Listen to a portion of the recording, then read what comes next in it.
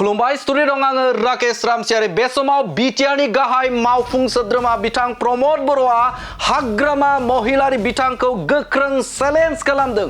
हाग्रामा महिलारि बिथांखौ चेलेन्ज खालामदों जे बिथाङा 17 बोसोराव बबे मोनसे बिटिआर ओनसोलनि बबे गंसे स्कुलखौ थामहिनबा फरायसालिखौ बिथाङा रिपेयारिं खालामनाय थामहिनबा फरायसालिखौ मोजां खालामदों फोसाबदों। हाग्रामा महिलारि बिथाङा गोख्रों चेलेन्ज खालामदों बिथां हाग्रामा महिलारि बिथांखौ हाग्रामा महिलारि बिथांनिसिम गोख्रों चेलेन्ज। আগত এলপি স্কুল এখন হাগ্ৰামা মহিলাৰ দিনত এলপি স্কুল মেৰামতিৰ কাৰণে 10 লাখ টকা 15 লাখ টকা 20 লাখ টকা খৰচ কৰিছিল।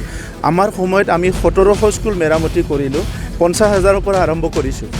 গতিকে মই এই ক্ষেত্ৰত মানে মই চ্যালেঞ্জ দিব পাৰো তেখেতসকলে আহক। प्रमद बर'नि मोनसे गोख्रों चेलेन्ज बे समाव बिटिआरनि बबे मोनसे फरायसालिखौ बिथांमोना सोलोंथाइ फारसे दावगाहोनो थाखाय बा दावखोहोनो थाखाय बिथांमोना बबे मोनसे फरायसालिखौ बे समाव बिथांमोना रिपेयारिं खालामनाय थामहिनबा फोसाबनाय होननानै गोख्रों चेलेन्ज खालामदों बिटिआरनि गाहाय मावफुं सोद्रोमा प्रमद बर' बिथाङा हाग्रामा महिलारि बिथांखौ। बे समाव बिथां बिटिआरनि गाहाय खुंगिरि प्रमद बर' बिथाङा बुंथिदों जे बे समाव थांनाय 17 बोसोराव बबेबा गंसे फरायसालिखौ जुदि रिपेयारिं खालामनो नांगौला बै समाव 10 लाखनिफ्राय गोजौआव बिथांमोना गंसे फरायसालिखौ फोसाबोमोन होननानै बाथ्रा बुंथिदों बिटिआरनि खुंगिरि प्रमद बर' बिथाङा। नाथाय आथिखालनि थामहिनबा बिथांमोननि सरकार बे सरकारा बे समाव गंफ्रोमबो जे फरायसालि थामहिनबा बे 4 बोसोराव बिथांमोना 17 फरायसालिखौ बे समाव रिपेयारिं खालामबाय। जायनि एमाउन्टखौ जुदि बुङोब्ला रांखावरिखौ जुदि बुङोब्ला 50,000निफ्राय लानानै जागायनानै बिथांमोना गंफ्रोमबो फरायसालिखौ फोसाबनायनि हाबाखौ बे समाव मावफुंबाय होननानै बाथ्रा बुंथिदों बिथां बिटिआरनि खुंगिरि प्रमद बर' बिथाङा। आरो बिथाङा बुंथिबावदों जे बे समाव बिथांमोना मोनसेबो मिशन बिपिएफ राजखान्थि हान्जानाव गैयामोन। मिशन आरो बिजन बिथांमोनाव गैयामोन जायनि थाखायनो बिथांमोना जानला मोनला खामानि मावबाय थायोमोन होननानै बाथ्रा बुंथिदों।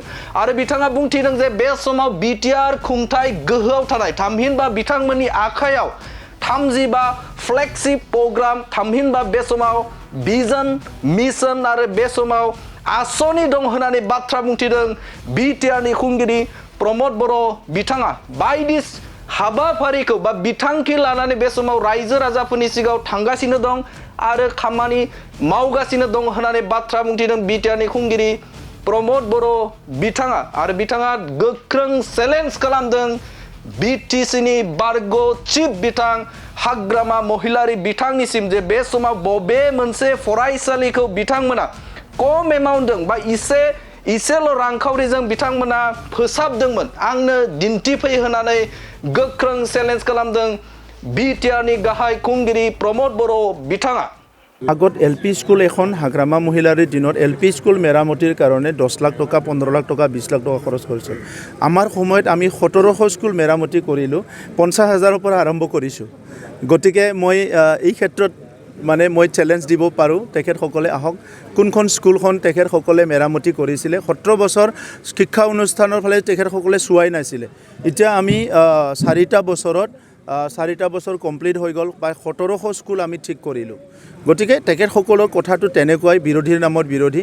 কিন্তু তেখেতসকলৰ আচল কথাটো হৈছে মিছন আৰু ভিজন নাছিলে, কোনো আঁচনি নাছিলে ৰাইজৰ কাৰণে। আজি আমাৰ 35টা আঁচনি আছে বিটিআৰত, সকলো মহিলাৰ কাৰণে শিশুৰ কাৰণে যিসকল আমাৰ দিব্যাংগ ভাই বন্ধুসকল আছে কি কয় বিশেষভাৱে সক্ষম এই সকলো শ্ৰেণীৰ ৰাইজৰ কাৰণে আছে, খেতিয়কৰ কাৰণে মহিলাৰ কাৰণে। গতিকে আজি এই পৰিৱেশটো দেখা পাই পেলাই তেখেতসকলে শংকিত হৈছে আৰু মোক ব্যক্তিগত আক্ৰমণ কৰি ৰাজনীতিটো বেলেগ ধৰণে লৈ যাব বিচাৰিছে। কিন্তু মোকতো আৰু ব্যক্তিগত আক্ৰমণ কৰি বা তেনেকুৱা কথাবিলাক একো লাভ নাই, কাৰণ মই বিটিআৰ অঞ্চলৰ 35 লাখ জনসাধাৰণৰ কাৰণে কাম কৰিছোঁ, মোৰ ব্যক্তিগত স্বাৰ্থত নহয়।